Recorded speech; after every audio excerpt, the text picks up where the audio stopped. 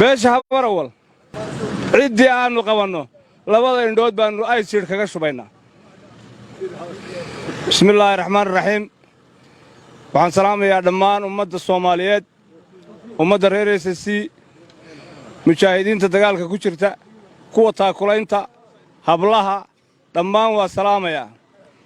hadalkii waxaa dhameeyey raggii iga horreeyey. waxaan odhanayaa laba kelmadood. labadaa kelmadood waxay ku saabsan yihiin beesha Isaaq. beesha Isaaq way iskaaga kala bartay. beesha Isaaq, beesha Garxajis. waxaan leenahay waxa inaga dhaxeeyay baad yaad yeesheen. waxa inaga dhaxeeyay wanaag, ehel bay inaga dhaxeeyay, daris bay inaga dhaxeeyay. hadalkiinina waa maqalay. hadalka Muuse idinku yidhina ee cadow gudood baa jirana, cadowga gudaha cidda loola jeedaa waxa weeye beesha Garxajis weeye.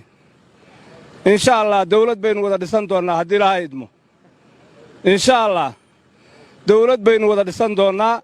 idinkana cadow ha laydiin arko, annaguna waa dagaalamaynaa insha Allah.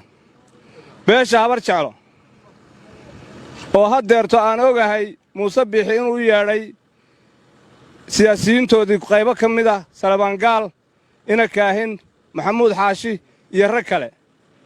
wuxuu ku yidhi maantoo kale Soomaaliland maradii baa ka dhacday buu yidhi. maantoo kale idinkaa ku celin jiray. dhiirana Isaaq baa la idin yidhaahdaa. taliyaha ciidankana waa idin siinayaa. dagaalka gala. habar jecloy waxaad go'aamisaan baa inaga dhexeeya. haddaad go'aamisaan dagaalkaasi Muuse inuu idinku xiibsiibto aynu weligeen islayno, taasaa inaga dhaxaysa.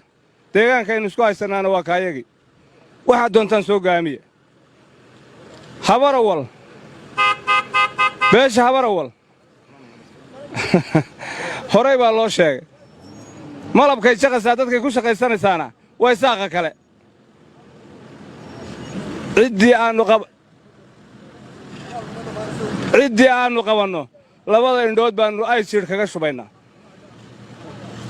ciddii Garxajis aanu qabannana waa soo dhowaynaynaa maxaabiistooda.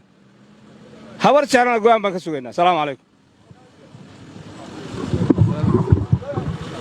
بسم الله الرحمن الرحيم. اللهم صل على سيدنا نبينا محمد وعلى آله وصحبه وسلم.